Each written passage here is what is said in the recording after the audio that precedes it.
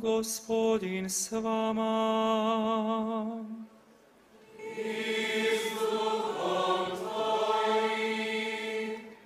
Čitanje Svetog Evanđelja po Mateju.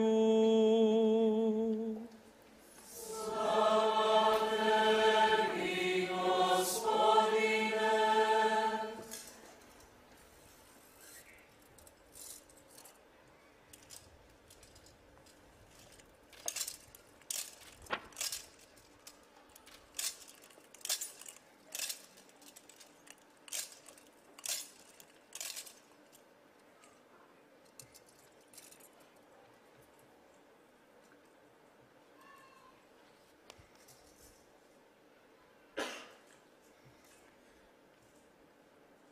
U ono vrijeme, pošto je nahranio mnoštvo, Isus odmah prisili učenike da uđu u lađu i da se prebace prijeko, dok on otpusti mnoštvo. A pošto otpusti mnoštvo, uziđe na goru na samo, da se pomoli. Uvečer bijaše ondje sam.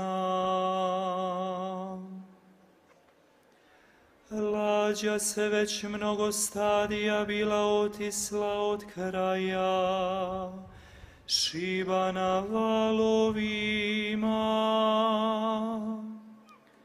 Bijaše protivan vjetar. O 4. noćnoj straži dođe on k njima hodeći po moru. A učenici, ugledavši ga kako hodi po moru, prestrašeni rekoše: utvara.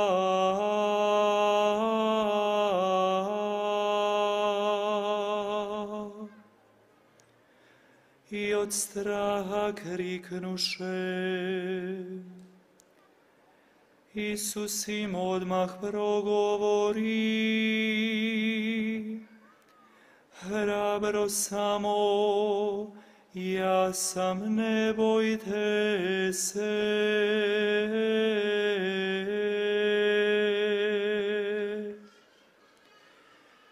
Petar prihvati i reče: Gospodine, ako si ti, zapovjedi mi da dođem k tebi po vodi.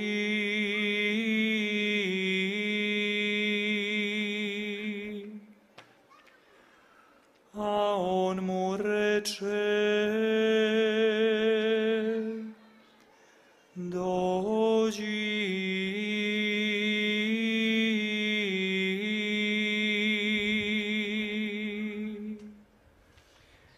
I Petar siđe s lađe, te hodeći po vodi pođe k Isusu.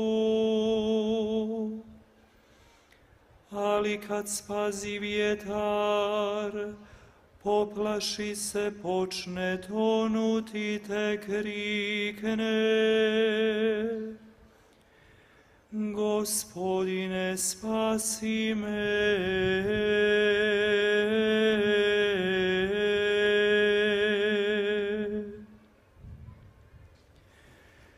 Isus odmah pruži ruku, dohvati ga i kaže mu: malovjerni, zašto si posumnjao?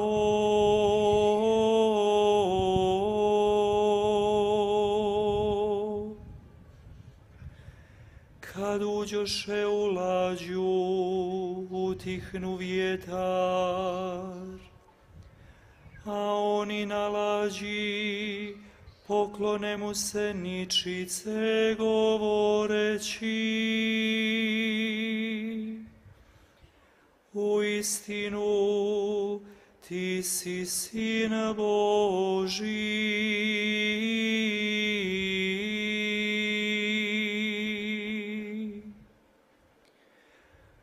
Pošto preploviše, dođu na kraju Genezaret i ljudi onoga kraja prepoznaju ga pa razglase po svoj onoj okolici i donošahu mu sve bolesnike, te ga moljahu da se samo dotaknu skuta njegove haljine, i koji bi se dotakli ozdravili bi.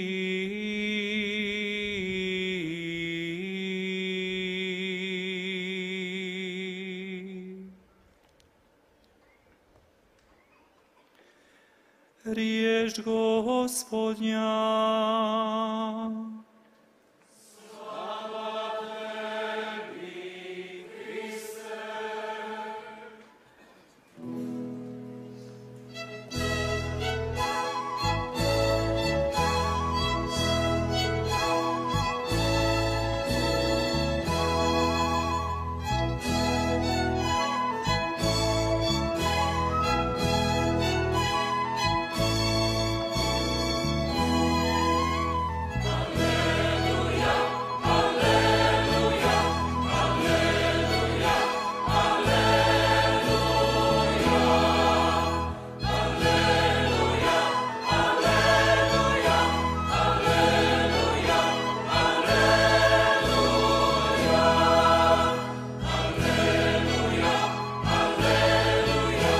오늘 강론은 사라예보 대교구 부교구장 대주교님이시고 보스니아 헤르체고비나 군종 교구 서리이신 토모 부크시치 대주교님께서 해주시겠습니다.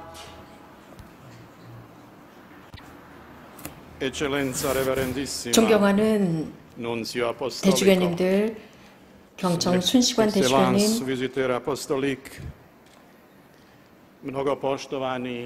또 이곳에 계시는 관부장 신부님, 사랑하는 분당 신부님과 동료 형제 사제 여러분, 사랑하는 젊은 친구 여러분, 예수님을 사랑하는 친구 여러분,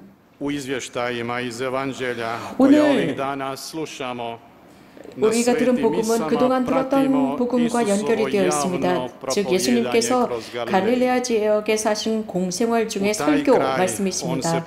예수님께서는 그 지역으로 가십니다. 즉 요한 세례자 요한이 잡혀갔다라는 말씀을 들으시고 그쪽으로 가십니다. 이 사건은 예수님을 매우 슬프게 하셨지만 예수님께서는 지속적으로 당신의 사명을 진행하셨습니다. 많은 사람들이 예수님의 말씀을 들으러 왔는데 그 숫자가 계속 늘어나고 있었습니다. 예수님께서는 그들에게 분명하게 구체적으로 비유를 통해서 말씀하셨고 기적과 이적을 행하셨으며 이러한 사람들, 특별히 도움을 필요로 하는 사람들, 실제적으로 도움을 필요로 하는 사람들을 도와주고자 하셨습니다. 그분께서 지니신 지향은 그들의 영혼과 그들의 마음을 열어주셔서 그들이 회개하고 당신의 오심을 통해서 하느님의 나라가 그들에게 가까이 왔다는 것을 알게 하고 싶어 하셨습니다. 이것이 예수님께서 하신 가장 첫 번째 공생활의 사명이었습니다. 예수님께서 이런 식으로 설교하고 계셨을 때 헤로데는 세례자 성 요한을 살해합니다.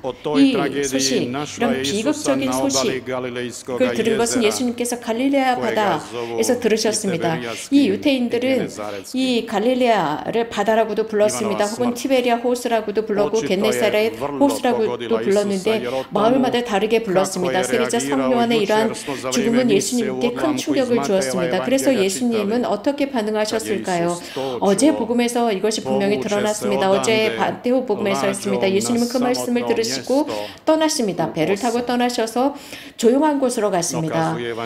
그런데 마테오 복음사가는 이렇게 전하고 있습니다. 사람들이 예수님께서 가까이 오셨다라는 소식을 듣고 그들이 먼저 예수님을 따라갑니다. 즉 그들은 걸어갑니다. 대단한 군중이 예수님 곁에 모여들게 됩니다. 이렇게 됐을 때 예수님께서는 환자들을 치유하셨습니다. 그리고 연민 때문에 즉 배고파하는 그 사람들을 보고 예수님께서는 아주 기적적으로 그들을 먹이셨는데 5천여 명의 남정네들이었고 어린아이들과 여자들도 있었습니다. 복음에서 우리가 들은 것처럼 이러한 사건 이후가 바로 오늘의 복음입니다. 교회는 이렇게 우리들에게 다시 한번 오늘 마테오 복음을 묵상하도록 지시하고 있습니다. 즉 이런 일이 있은 뒤에 즉각적으로 기술된 내용은 즉 기적을 기록한 뒤에 오늘 사건이 일어납니다. 즉 이러한 세례자 성요한의 살해 사건은 예수님께 있어서 굉장히 슬픔을 가져다 주었습니다. 그러나 예수님께서는 거기에 모여있는 군중이나 혹은 거기에 있는 제자들에게 그것을 보이시는 것이 아니라 즉시 제자들에게 배를 타라고 했습니다. 배를 타고 이 호수 건너편으로 가자고 말씀하십니다. 그리고 그 모여있는 군중들을 떠나십니다. 군중들을 떠나셔서 혼자 기도하러 산으로 올라갔습니다. 저녁이 되자 그분께서는 여전히 혼자 그 산에서 기도하고 계셨습니다. 이렇게 마테오 복음사가는 전하고 있습니다. 그러니까 예수님께서는요 분명한 어떤 이유 때문에 이 제자들에게 떠나자고 말씀하십니다. 빨리 배를 타고 떠나자, 호수 건너편으로 가자라고 말씀하셨던 것입니다. 그렇다면 왜 자꾸 떠나자고 하셨을까? 요한복음에서 이렇게 기록하고 있습니다. 이 에피소드를 전하고 있는데 예수님께서는 이러한 이적을 행하신 뒤에 즉 그들에게 먹을 것을 주신 뒤에 이 군중들이 예수님을 자신들의 왕으로 섬기려고 했다라고 전하고 있습니다. 우리가 여기에서 상상해 볼 수 있는 게 있습니다. 아마 제자들도 이러한 기적적인 사건을 보고 굉장히 기뻐했을 것입니다. 그 군중들의 기쁨과 환호를 들었을 것입니다. 그러나 예수님께서는 오히려 반대였습니다. 당신의 이러한 모든 사명을 지키기 위해서 어떤 정치적인 것, 어떤 승리주의로부터 당신의 사명을 지키기 위해서 이러한 사도들을 호수 건너편으로 보내십니다. 그리고 예수님께서는 혼자 조용히 기도하러 가셨던 것입니다. 자, 이렇게 혼자 제자들을 남겨두고 혼자 산으로 가십니다. 그들은 배를 타고 건너편으로 갑니다. 예수님은 혼자 산으로 올라가셨다입니다. 자, 갈릴레아 바다는 아주 특별한 바다입니다. 길이가 21km나 되고 넓이는 13km나 됩니다. 그리고 이 전체적인 면적은 166 평방킬로미터나 됩니다. 그리고 그 깊이는 43m나 되는데 이 갈릴레아 호수는요 해저 210m가 됩니다. 그렇기 때문에 홍해 다음으로 세계에서 두 번째로 가장 낮은 육지에서 낮은 바다 호수입니다. 이러한 위치 때문에 여기서 항해를 한다는 것은 굉장히 불안합니다. 언제 어떤 일이 일어날지 모르는 것입니다. 바로 이 사도들에게도 마찬가지였습니다. 이렇게 사도들을 태운 그 배가 이제 해변에서 멀어집니다. 그런데 갑자기 아주 위험한 역풍이 불게 됩니다. 역풍이 불기 시작했습니다. 물론 굉장히 강한 바람이었겠죠. 그들은 그래서 밤새도록 이 역풍과 강한 바람 때문에 아주 시달렸습니다. 그들 중에는 이 갈릴레아 호수, 티베리아 호수를 너무나도 잘 알고 있었습니다. 전문적인 어부들이었습니다. 예수님의 어떤 부르심을 듣기 전에 그들은 어부로서 생활을 했습니다. 그 바다를 너무나 잘 알고 있었지만 그들은 새벽녘이 될 때까지 이 바다와 싸우고 있었습니다. 그럼에도 이 호수를 건너가지 못했던 겁니다. 역풍 때문이었습니다. 자, 여기에 그날 밤 거의 그 밤이 끝날 때쯤 예수님께서는 그들을 찾아갔습니다. 즉 바다 위를 걸으시면서 그들을 도와주러 가셨던 것입니다. 그 역풍 때문에 예수님께로 오지 못하는 제자들을 도우러 가셨습니다. 사도들에게 있어서 그들은 지쳤습니다. 그리고 공포에 질려 있었습니다. 매우 공포에 질려 있었고 너무나도 놀라워했습니다. 정말 칠흑 같은 그 속에서 예수님께서 걸어오고 계셨습니다. 그리고 예수님께서는 용기를 내라. 나다. 두려워하지 마라. 라고 하셨습니다. 이 말씀은 너무나 중요합니다. 형제자매 여러분. 자, 나다 라는 말씀입니다. 예수님의 이 나다라는 이 말씀으로 사도들에게 당신을 소개하십니다. 이 형태는 하나님께서 모세에게 하신 말씀과 같습니다. 호렙산에서 떨기나무 속에서 하신 말씀. 나다. 나는 야훼다. 하느님, 너의 주님이다. 나다 라는 이 말씀. 야훼. 께서 하신 그 말씀, 주님께서 하신 말씀이었습니다. 그런데 예수님께서 나다라고 하셨습니다.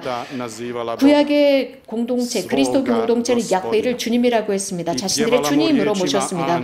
그리고 그들은 노래를 했습니다. 천사들의 노래를 했습니다. 거룩하시도다, 거룩하시도다, 만군의 주님, 거룩하시도다라고 그들은 노래를 했습니다. 우리 가톨릭 신자들로서 우리는 이것을 매 미사 때마다 천사들의 노래를 합니다.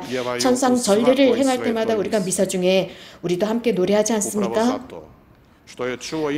뭐냐면 하느님의 이름을 들었기 때문입니다. 자, 이렇게 사도 베드로는 예수님의 말씀을 듣고 주님 당신이라면 제가 이 바다 위를 물 위를 걸어서 당신께 가도록 명령해 주십시오 라고 합니다.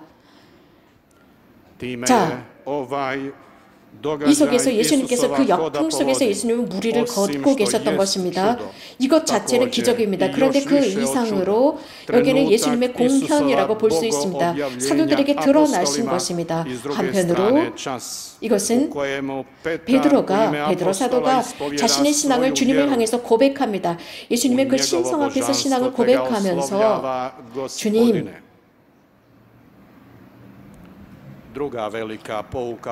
주님이라고 하는 것은 이것은 대단한 복음의 가르침입니다.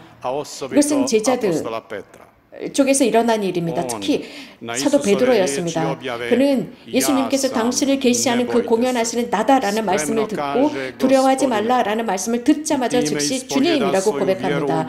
자신의 신앙을 고백한 거예요. 그 신성 앞에서 고백합니다.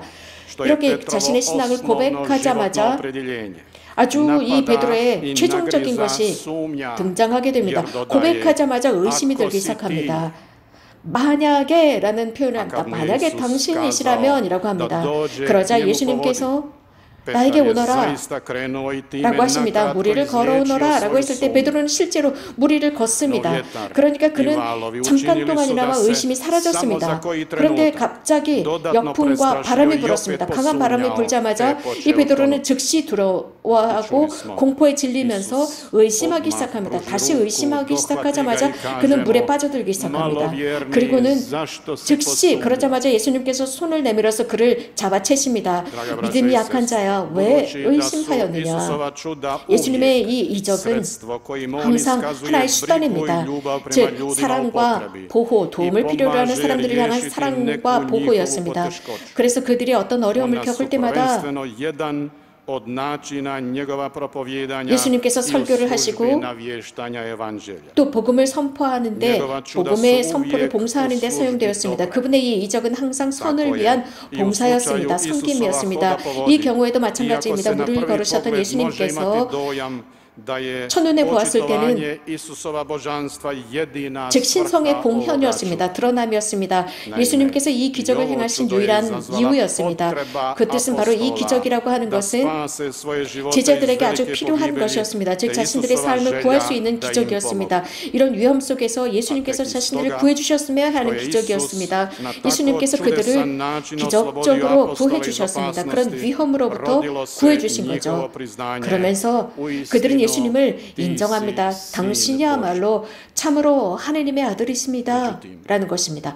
그러나 말입니다. 그러나 제가 무리를 걸어서 당신께 가도록 명령하십시오라고 사도 베드로가 말씀을 드리죠. 당신의 말씀만 하신다면 이라고 하면서 그 기적을 바탕으로 예수님께 말씀을 드립니다. 예수님의 기적을 보고 이런 이야기를 하게 된 것입니다. 예수님의 말씀이 아니라 말입니다. 기적을 보고 이런 말을 했던 것이죠. 즉 예수님의 말씀을 믿은 것이 아니라 기적을 믿은 것입니다. 그분께서 드러내신 바로 그것을 보고 이런 말을 했던 것입니다. 예수님은 참 진리이십니다. 자, 우리 예수님을 믿는 신자들, 우리 정말 기도해야 합니다. 그래서 이런 유혹, 믿음 약한 자들이 되지 않도록, 의심하는 사람들이 되지 않도록 기도해야 합니다. 그래서 예수님께서 베드로에게 하신 말씀, 믿음이 약한 자야 왜 의심하였느냐 라는 그 말씀을 듣지 않기 위해서라도 우리는 그분의 말씀을 믿어야 합니다. 바리새이에게도 그런 말씀을 하셨습니다. 그 바리새이들이 표징을 보여달라고 요청합니다. 그러자 예수님께서는 한숨을 쉬시면서 그들을 꾸짖으십니다. 왜 이 세대는 표징을 요구하느냐라고 하십니다. 적어도 여기서 한 메시지, 이 복음, 마테오 복음에서 한 메시지는 매우 중요합니다. 우리 모두에게 중요합니다. 특별히 우리 청년들, 젊은이들에게 매우 중요합니다. 이 메시지는 우리들에게 가르치는 것이 인간의 삶, 하느님 안에서의 삶. 그래서 어떤 형태적으로 드러나는 것은 바로 이 사도들이 배를 항해해서 다른 호수 건너편으로 가는 모습과 같습니다. 그들은 다음과 같은 경험을 하게 됩니다. 즉 우리들의 삶의 다른 쪽으로 여행을 합니다. 즉 우리들의 어떤 기본적인 방향을 설정해서 그쪽으로 여행하게 됩니다. 그 속에서 이 한밤중에 암흑도 우리들을 위협하지 못합니다. 그 파도나 갑자기 부는 역풍도 우리들을 위협하지 못합니다. 실망시키지 못합니다. 공포에 빠지지 못하게 합니다. 하느님이 계시기 때문입니다. 단 우리들의 믿음이 강할 때 말입니다. 기적의 바탕을 두는 것이 아니라 하느님의 말씀에 바탕을 둘 때 그렇습니다. 그럴 때마다 우리는 그 암흑이나 그 역풍이나 그 강한 바람도 우리들을 위협하지 못할 것입니다. 분명히 예수님께서 우리가 그런 두려움에 떨을지라도 그분께서 우리들을 사랑하십니다. 우리들의 구원자께서 사람들 사이에 오셨고 그 이유는 우리들을 구하기 위해서입니다. 우리들의 있는 모습 그대로를 구하시기 위해서입니다. 우리들도 이 현대의 주님의 사도들입니다. 또 우리들에게 이런 말씀을 하십니다. 나다. 두려워하지 마라. 용기를 내라. 우리 예수님께 감사드립시다. 그리고 기도합시다. 하느님께서 항상 우리들을 향해서 당신의 손을 내미시고 우리들 각자를 도와주시는 주님의 그 손이 우리들과 함께 하도록 우리 주 예수 그리스도께 기도합시다. 아멘.